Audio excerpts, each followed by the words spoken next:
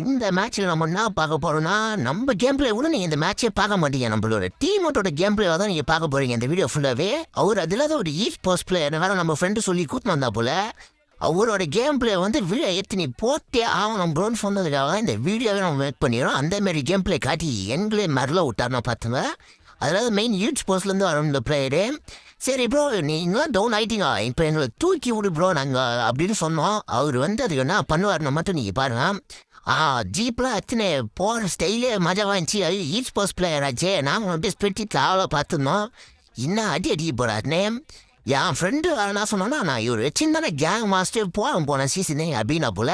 ஐயோ இவ்வளோ சொல்கிறான் நீ தூக்கிட்டு வர போல் இருந்தால் நாங்களும் பார்த்தோம். மாசா ஜீப் எத்தனை போவார் கைஸ். போகிற இடத்துல அவரோட ஸ்கில் பயங்கரமாக அடி செத்து போட்டாரு. 1-2 அதான் பிளேயரு.